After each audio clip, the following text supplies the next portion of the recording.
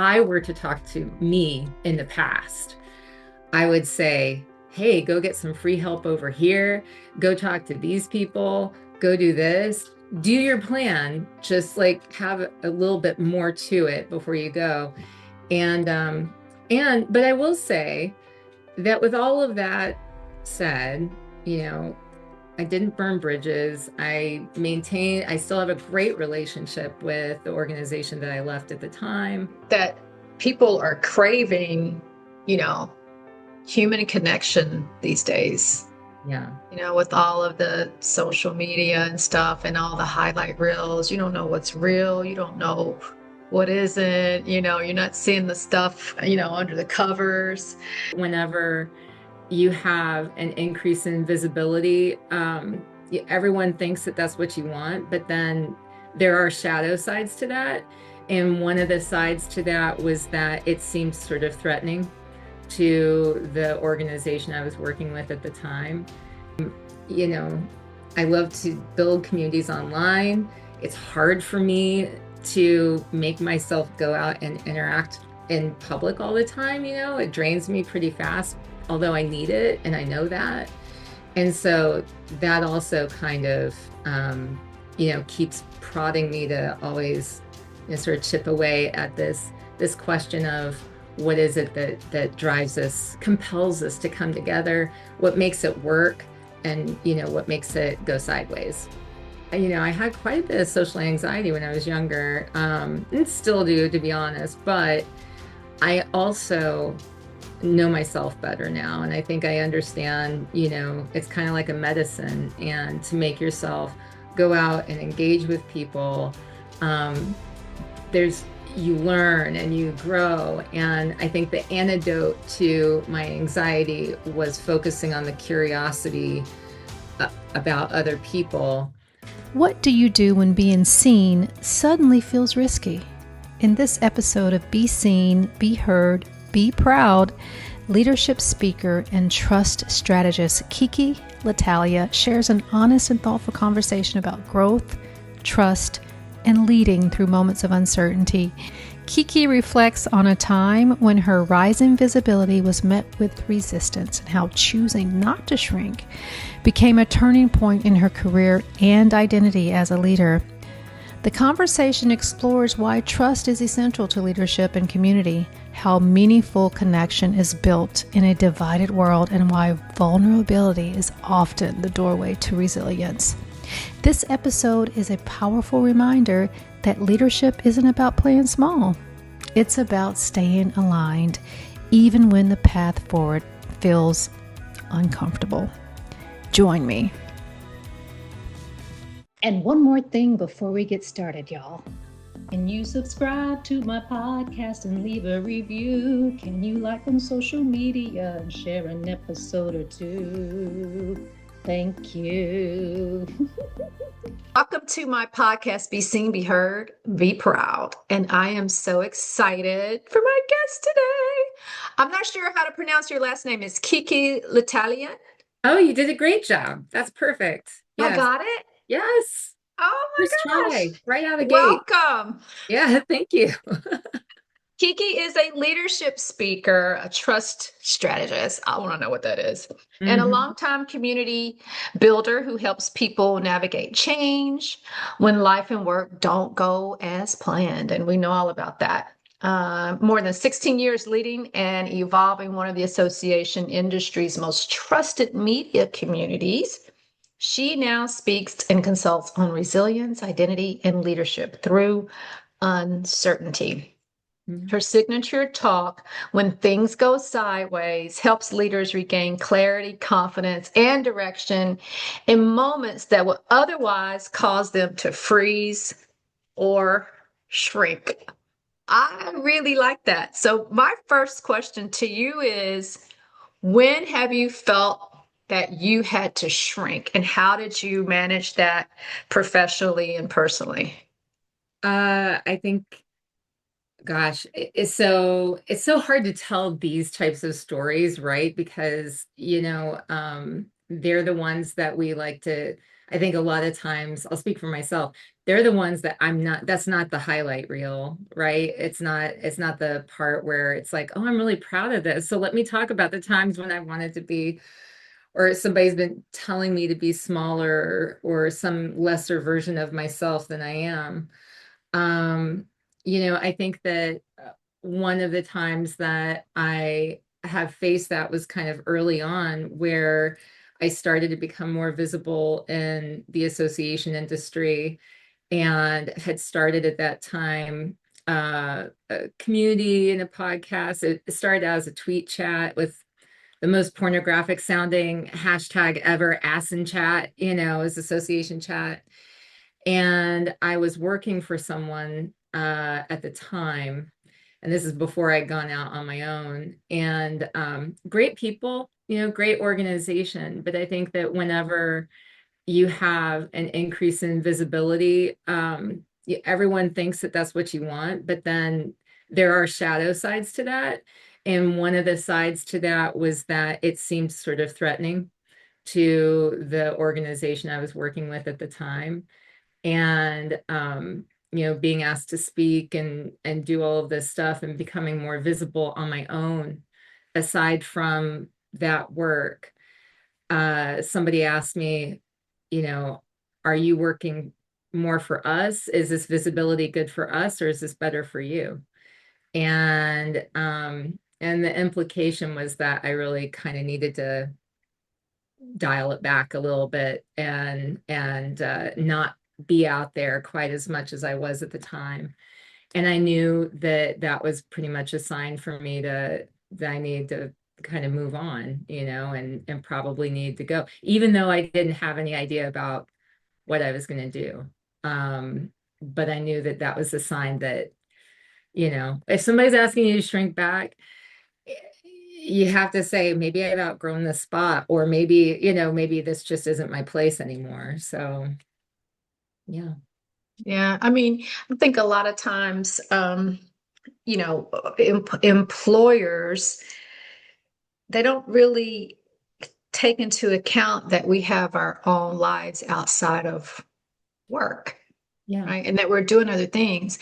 And now with social media, you know, you're doing other things for many people. And a lot of organizations have a really hard time with that. So how did you have the guts to basically walk away from that? Is that what you did? Yeah, I did. And, I wouldn't advise anyone do it this way. You know, this is many years ago, over a decade ago. And I was a very different version of myself then than I am today. I think that, I've learned so much. I've gone through therapy. I've there's a lot that's happened between then and today. I did it the best way I could then.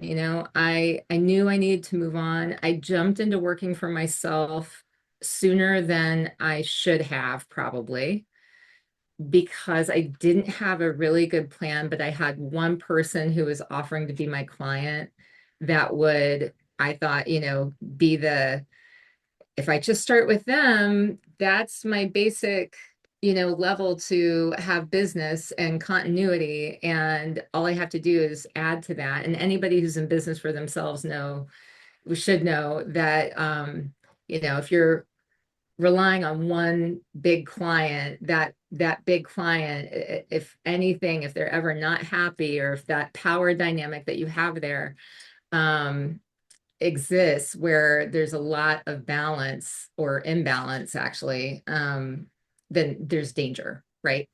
And so it's like, it was an unhealthy decision, I think, at that time. It was like, I probably should have put more effort into making a plan, an exit plan, but I jumped. I did it, and it turned out okay. But it probably could have turned out even better if I would have given it just a little bit more thought, a little bit more time to, have some strategy around it. But that's what you learn with age, I think.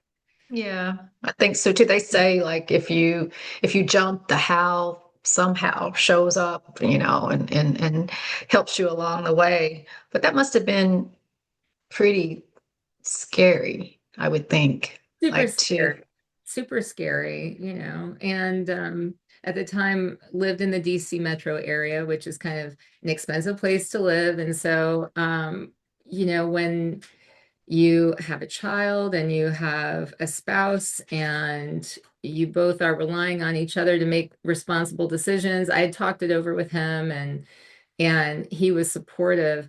But I look back and I think, what were you thinking? He should have like pressed back and been like, no, don't do it yet. Have a better plan in place. And there's all kinds of resources and education that's out there that probably would have made, if I were to talk to me in the past, I would say, hey, go get some free help over here. Go talk to these people. Go do this. Do your plan. Just like have a little bit more to it before you go.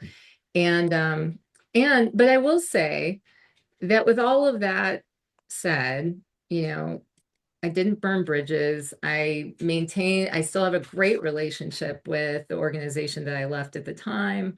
Um, Still work with them. And I think that at that time too, something that was different was that uh, the gig economy didn't exist like it does now. And so people doing things outside of their normal work maybe wasn't as much, it wasn't happening as much as it is now. Now there's a lot of different examples you can look around and see people who have built things, but at the time, it's like, what are you doing over here? What is all this stuff that you're building? And I think that you know, there probably could have been more conversations around that, bringing them in as potential supporters versus it being just, this sort of hobby that I had that ended up growing into a business.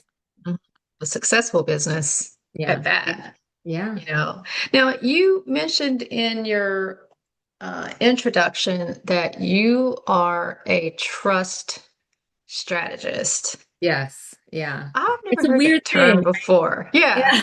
Tell me about it. It's not, I'm not a therapist. I am not trained to be, I don't want to be a therapist. But I am someone who works and studies community and works in community, has helped to build and cultivate community. Even when I worked for associations before going into consulting, I built student chapter programs and like international programs online. So this idea of what goes into community led me to studying trust, because a lot of times over the years people would come to me and they'd say, why do some communities fail and others not? Like what's the difference? And if you take away there are a lot of different ways to answer that question, but the one thing that I saw that was the through line through all of it was trust. And it was either trust in the character or trust in the competence of what was going into a community. And I became fascinated with it. I mean, I thought, okay, why? Why is this the thing that seems to, all things point to trust? And the deeper I got into it, the more I fell in love with studying it and just finding out that there's all of this research that goes into why it is that we have a harder time cultivating trust today, and what went into it in the past, where as a society, we would have these built-in models that because we don't operate in society the same way we used to, we don't have those lessons that are being taught to us. So the interpersonal relationships, learning how to cultivate trust through demonstration of seeing how groups of people operate together, aren't there the way that they used to be, at least in the United States. And that has led, I believe, to a harder time for all of us in communication and relationships. And whether you're thinking about it in the workplace or in community, any kind of community, this is something that I think each individual needs to learn more about, because it helps you at home, it helps you in your own community. I moved from the DC area to living outside of Philadelphia 5 years ago. My husband's from this area, and moved into this little teeny town called Winona, South New Jersey, right? And civic pride is huge here. People are very active in all of these, like the Lions Club and all this stuff. And if you follow any of the history of what's been going on with, these community civic organizations, that is not the norm. That hasn't been the norm for a little bit. And instead, the problem was declining membership and all of that. So I became really interested in why it was working here so well versus other places. I know I'm taking us down this meandering path, but just bear with me. And so I'm like, ooh, what is this? Ooh, I need to get involved in the women's club. Oh my gosh, why do we have over 100 members in the Women's Club of Winona? And Winona is only 1 square mile. Like, what is happening here? And it actually reflected back to me a lot of the stuff that if you're, you know, reading a lot about trust and community, it really is reflected in some of the lessons that are out there to be learned about when people are engaged, when they are inviting other people to be a part of it. There were so many different elements of that were built into this particular community that I got to actually see this in practice in sort of a different way. I became the president of the Women's Club for 2 years, and then I've only been here for 5, and it's really been something that's been kind of incredible to witness and be a part of. But yeah, that's all to say that that's how I got into trust. That's why I like to talk about it. And I think that ultimately a lot of our problems, if not being solved, I think that a lot of our communications issues and a lot of the issues that arise as far as retention and all kinds of things like that, they come back to trust. And that's why I like to talk about it. Yeah, I think that's super important, like personally and in the workplace. No one likes a micromanager, right? And I always say that if you have a micromanager, it means they don't trust the team that they Yes. hired, you Yes. know? Yeah. And then trust is so important when it comes to relationships and community, like you're saying, because, I remember when I was growing up, my mom used to say, "You broke my trust." Ooh. And it was a Oh. yes, that would like because that's when I'd done something I said I wasn't going to do. I said I wouldn't do, and I did it, got Yeah. caught and stuff like that. So then the trust is broken, and she would say, "It's going to take me a while to trust you again." And I learned such a big lesson with that. Mhm. Like do what you say you're going to do, and don't do something they say you're not going to do it. You got to do what you say you're going to do, and if you're told not to do something, then don't do it because you're going to ruin the trust. Yeah. Yeah. So and it seems like for you, as soon as you moved to Winona, you realized how important community was. Oh yeah. Yeah. I think that I've always been fascinated with it. I grew up in a really small town. Actually, I grew up, it wasn't even really a town. It was kind of out in the middle of nowhere from the town that the mailing address had, right? And so I spent more time with cattle than I did with people when I was a kid. And I think that I look at that and I was always kind of trying to figure out, I was forming little groups and stuff when I was going through grade school. Back then, we had long distance. And so for anybody who's younger listening to this, they don't even know what I'm talking about. But I couldn't make a phone call to my friends at school because it would cost money, a lot of money to my parents. And so um, the way that I think that I tried to connect with people at that time was by forming these little groups. And I had all kinds of little clubs, like the mystery club, like we're going to solve mysteries when we go out to recess, and the wildflower club, we're going to go out and we're going to, document and draw all the wildflowers in the little, area in the back, the field in the back. And there was, so I had all of these little different versions of clubs when I was going through school. And I think it was really because I didn't know it at the time, but I think it was because I want people to remember me and think about me when I couldn't call or be around when everybody else was hanging out, because I couldn't, it wasn't, I couldn't even get on my bike and like ride and be around people. It was like pretty fun. It took me an hour to get to school, you know? So I think that that had something to do with it. And I've been really fascinated by what binds people together. Also went to a lot of church when I was growing up. And so what binds people together, what makes people feel like they don't belong anymore. And you know, and all of that kind of comes back to these trust questions. I'm, you know, I love to build communities online. It's hard for me to make myself go out and interact in public all the time, you know, it drains me pretty fast, although I need it and I know that. And so that also kind of, you know, keeps prodding me to always, you know, sort of chip away at this question of what is it that drives us, compels us to come together, what makes it work, and you know, what makes it go sideways. Think that people are craving, you know, human connection these days.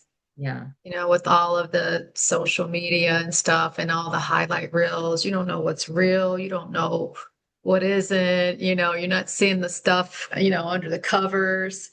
And I think that a lot of times you just crave that human interaction. But I mean, like you, that drains me too for some reason, you know, and I was like, I don't know what's going on. I used to be so outgoing, you know?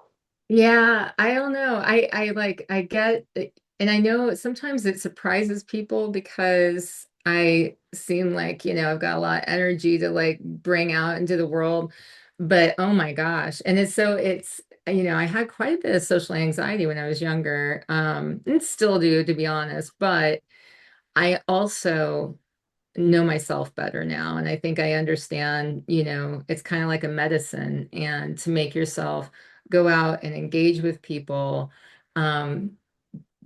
you learn and you grow. And I think the antidote to my anxiety was focusing on the curiosity about other people versus worrying about what other people were thinking about me. And if I can focus more on like, you know, just being really curious about these these other human beings that are around me and like what's going on in their lives and what's driving them and all of that, all the interesting stuff, you know, that like that's the fun stuff anyway.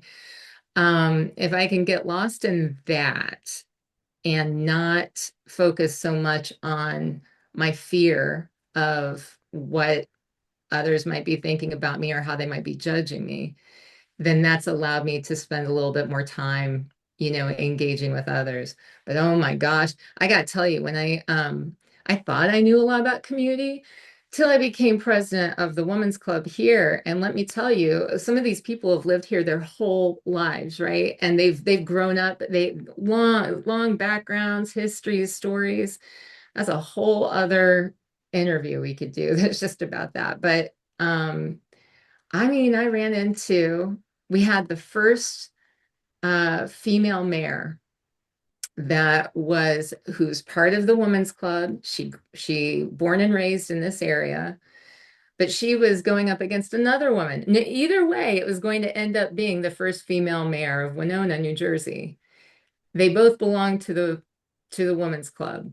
As I'm president, the first year, I don't have any of, you know, I don't know what's going, they're going against each other. They wanted to have a debate that the women's club hosted, which would have been great on its face, except for the fact that there was a lot of like, I mean, you've seen how politics are in the United States lately. It's like, it was a little divisive. It was like getting kind of ugly. And I had to make the decision to not, you know, host the debate because I didn't want to tear apart the club. And, you know, whichever way it was like 50% of the club was going to disappear if we did that, right?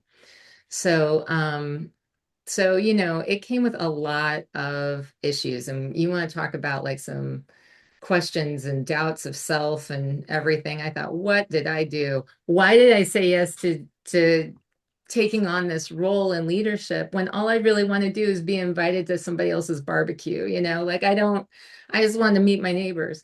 And I think that that probably is part of the challenge with finding good leaders today is I think people always want to be happy, but it's so stressful to be in that leadership role, even more so when things like, this either or black and white, you're either with me or against me kind of thinking has become so prevalent, around us today. So, and that definitely, hurts trust and this feeling of belonging when we can't be so focused on getting to know and be curious about the other person, but focused more on our differences rather than the things that bring us together. Think the similarities are enormous, no matter what political field, side you're on or Yeah, for sure. religious side you're on. It's just so much commonality than you would think, it would be. Because in the end, we're human. We're all Yeah, human, right. trying to be the best that we can possibly be, the best experience of ourselves, the best expression of ourselves. That's And gorgeous. oftentimes these other things kind of cloud that, well, I can't be, associated with you because of XYZ. Like, really? That's Right, just a small right. portion of who I am, Yeah, if I go to a potluck at a neighbor's house, the most interesting thing is like, who made that casserole or like that? It's not really, I don't need to understand their politics right there, right then and there, and that was something that I guess before I moved here, there had been quite a bit of disruption because, like in much of the rest of the country, things were pretty divided and things got pretty nasty online, I guess, in the like Mhm. little community forums and stuff. And here I was so fascinated to see like, why is it that their civic organizations are doing so well here? What are they doing right? And so they were still talking about some of the sort of vitriol, some of the you know, issues and problems that come up from different people fighting pretty publicly on social media in this little teeny town here in Winona, New Jersey. And but they got through it. And all the people, still show up for the farmers market, still showing up for the parades. There are a few outliers that, and everybody knows their name, but pretty much by and large, most of the people, um, no matter what side or issue or wherever they fall, they just want to get along. They just want to be in a nice community where everyone feels comfortable going to the park and seeing each other, and where you can wave and feel like who you live next to, and don't feel like you're amongst enemies or something. Yeah. And so it's been an interesting study just to like live here. And I've never, because I grew up so far removed from a larger population and then moved to a place where it was very populated. Um, I've never been in a place where I felt like, you know, I walk out the door and inevitably I'm going to be waving to somebody and everybody, my poor daughter, she's 17, and she would never be able to get away with anything here because like if she ever everybody knows everyone. So it's kind of an interesting place. That's cool, though. I think it's Yeah. all about community and the trust that sometimes my mom would leave early to go somewhere. We'd be at home. We think we grown, living by ourselves, you know, and never knowing that the neighbors on every side were watching and Oh, yeah. looking, and So let me ask you, what does being proud mean to you? Being proud is doing something hard that is in alignment with who you are. So I'll give you an example. Recently, I'm trying to take my speaking more seriously. I've been paid to speak for over 10 years, but I am, crafting these signature talks. I feel like I have an important message and I want to take it seriously. So recently I decided to invest in myself, went down to Dallas for a 2 day speaker intensive. I Saw haven't that on gone. LinkedIn. It was so cool. And it was, but it, oh my gosh, talk about being scared and being afraid of being judged, literally being judged. I haven't been, where I've been evaluated for what I'm saying, how I'm saying it, how I'm using this stage and all of this stuff since I was in college, like you go, you do your thing, you're happy if you have a lot of conversations afterwards and the person who brought you in to speak is happy with your session. But like I went in and my knees were knocking for real, I felt everything was great until we got to do these 5-minute stories each day. There were a 5-minute storytelling competition. And I thought everybody was great. Like everybody there was already speaking. They were already, and this was all just people who are trying to get better with their, and pretty much like me. Some of them had books and they're like wanting to speak and, represent themselves well while they're selling their new book or whatever. But other people, they had a message that they wanted to share. There's 15 of us, so it was still kind of a small group, but in front of judges, Shannon, in front of judges, and like people sitting in the back from speakers bureaus and like speaking coaches, evaluating your every move and how you're, just plus, P.S., we weren't even told about like what was going into what kind of story we were supposed to tell. It's not like we could plan ahead of time. So some people had been in the room, had been working on their signature talks for over a year already with a coach. And some of us were brand new. Like I went in, I was crafting my signature talk. And so got up there, and even though I was so scared, and even though I like looked back and I'm like, oh my God, I wish I would have done this differently and blah, blah, blah. I'm so proud of myself for going and doing this thing that made me vulnerable, that like where I didn't know what to expect, where I might do poorly, and like because I was moving in a direction that was in alignment with what I want. I want to do this thing better. I want to improve this. This is the outcome I want in my life. I'm moving in the direction of that. And this felt uncomfortable, very, very, very uncomfortable. And and I did it. And I showed up. And I am really proud of that because all of all the things I just mentioned, but yeah, it was hard, but it was the right thing. It's amazing. Kudos to you for having the courage to do something like that. Like Oh I my need to do gosh. something like that too as a speaker. Uh, Yes. so if people want to work with you, how should they reach out to you? Want to hire you to speak? Want to hire you for your leadership abilities? What should Yeah. they do? So they should reach out. Kiki Litalia is a very unusual name. So you can find me on LinkedIn pretty quickly.